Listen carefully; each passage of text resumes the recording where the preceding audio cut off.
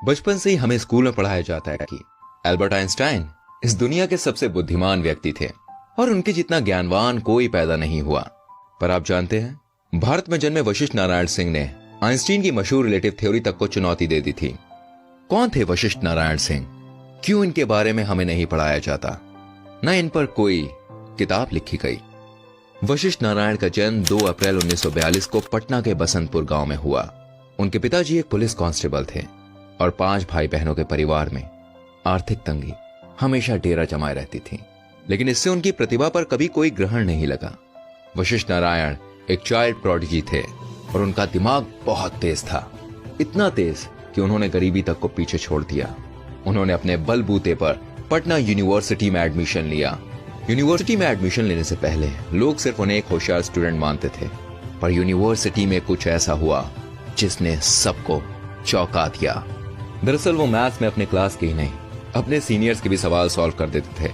College के principal doctor Nagendra नाथ, जो खुद एक मैथ्स के प्रोफेसर थे, भाई वो वशिष्ठ से काफी परेशान थे, क्योंकि वशिष्ठ मैथ्स की क्लास में अपने टीचर से अजीबोगरीब सवाल पूछते थे और उनके टीचर्स को भी नहीं आता था, और टीचर के गलत पढ़ाने पर वो अपने टीचर को डांट तक देते थे।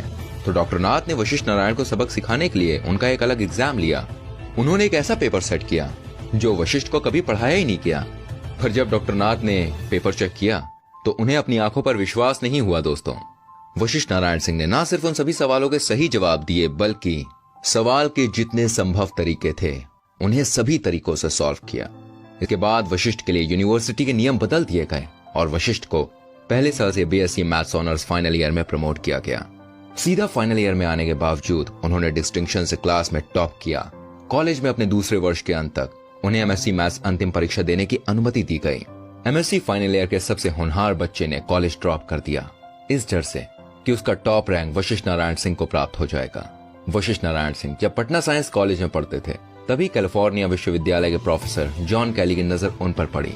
कैली ने उनकी प्रतिभा को पहचाना और 1965 में वशिष्ठ नारायण को अपने खर्चे पर अमेरिका ले गए। साल 1969 में उन्होंने कैलिफोर्निया यूनिवर्सिटी में पीएचडी की और अब वो डॉक्टर वशिष्ठ नारायण बन चुके थे। पीएचडी के बाद डॉक्टर वशिष्ठ नारायण सिंह ने स्पेस ऑर्गेनाइजेशन नासा ज्वाइन किया और 1969 में नासा का अपोलो मिशन लॉन्च हुआ। जी हाँ, वही अपोलो मिशन जिसने इंसान को चांद पर पहुंचाया था। इस मिशन के दौरान कंप्यूटर्स कुछ देर के लिए बंद हो गए थे। तब वशिष्ठ नारायण सिंह ने ही एक गणित लगाकर एक हिसाब निकाला और जब कंप्यूटर्स चालू हुए तो वशिष्ठ और कंप्यूटर का कैलकुलेशन एक ही था। 1973 में उन्होंने भारत आकर शादी कर ली और फिर अपनी पत्नी के साथ अमेरिका वापस चले गए। जिंदगी में सब कुछ बढ़िया था। फिर एक दिन उन्होंने अपने जूनियर की एक गलती पर उसे एकदम से इग्नोर करना शुरू कर दिया और वो काफी चिड़चिड़े होने लग गए थे, इतने चिड़चिड़े कि वो पहले कभी नहीं हुए। तुरंत उन्हें एक मनोचिकित्सक के पास भेजा गया। तब पता चला कि वो अर्ली स्टेज सिजोफ्रेनिया से पीड़ित हैं। इसके बाद उन्हें कुछ चिकित्सीय दवाओं को लेने को कहा गया।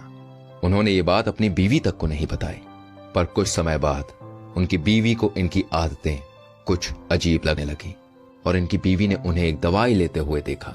तब उन्हें और उनके परिवार को इनकी मानसिक अवस्था के बारे में पता चला। वशिष्ठ नारायण और उनकी बीवी कुछ दिन अमेरिका में ही रहे, पर अच्छी जॉब और अच्छी लाइफस्टाइल के बाद भी उनका दिल हिंदुस्तान के लिए धड़कता रहा और 1974 में वो वापस भारत आ गए। वो यूएसए से तकरीबन 10 बक्से भर के किताबें लाए। लौटने के बाद उनकी फैमिली ने डॉक्टर्स की सलाह के खिलाफ उनकी दवाइयों को बंद कराया। वो पहले आईआईटी कानपुर, फिर आईआईटी बम्बई और फिर आईएसआई कोलकाता में प्रोफेसर रहे। इस दौरान उनकी मानसिक हालत काफी बिगड़ने लगी। हालत इतनी बिगड़ने लगी कि इनकी बीवी ने वापस मायके जाने का फैसला किया। 1976 में इनकी पत्नी ने इन्हें डाइवोर्स दे दिया। बीवी के इस फैसले ने इन्हें एकदम तोड़ कर रख दिया। उन्होंने खाना पीना सब छोड़ दिया और वो पहले से ज्यादा हिंसक होने लगे। इनकी हालत से परेशान होकर घर वालों ने भी इन्हें कांकी मेंटल असाइलम भेज दिया। असाइलम के दौरान उनका इलाज हुआ और उनकी हालत में सुधार देखा जाने लगा। फिर 1990 में इनके पिता का देहांत हो गया और अंतिम संस्कार के लिए इन्हें असाइलम से पैरोल पर छोड़ दिया गया। वशिष्ठ ने वापस असाइलम जाने से मना कर दिया और जैसे कि उनकी हालत में काफी सुधार था, उन्हें असाइलम से डिस्चार्ज कर दिया गया। उनके भाई अयोध्या सिंह आर्मी में थे।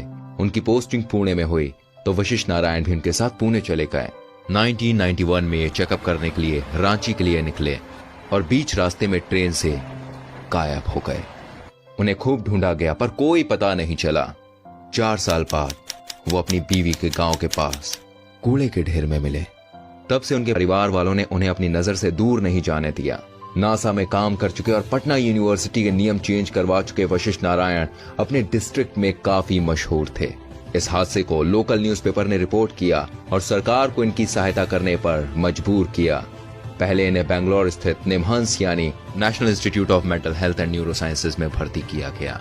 उसके बाद दिल्ली के IHBAS यानी institute of human behaviour and allied sciences में इनका इलाज चला। 2009 में ये वहां से भी बाहर आ गए और घर पर रहने लगे। गुमनाम सिर्फ अमेरिका से लाई किताबें पढ़ते रहते और पेंसिल से पेपर पर कुछ ना कुछ लिखते रहते।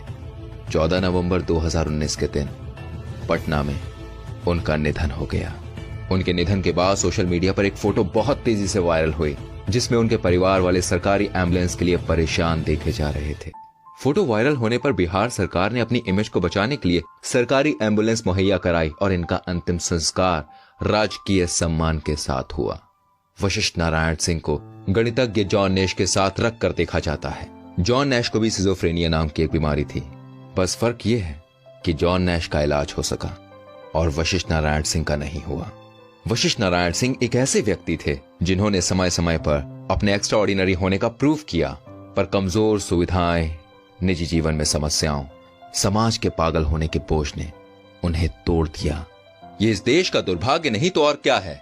जो आदमी भारत का नाम पूरी दुनिया में रोशन करने में सक्षम था, उसकी मौत के बाद 2 घंटे तक उनकी बॉडी लेने एम्बुलेंस तक नहीं पहुंची। ये वशिष्ठ नारायण का नहीं बल्कि हमारे देश का नुकसान है। शायद जैसे आज दुनिया एल्बर्ट आइंस्टाइन को याद करती है, कल शायद वशिष्ठ नारायण सिंह को करती। दोस्तों, इस वीडियो को जितना शेयर कर सकते हैं ना आप उतना शेयर कीजिए।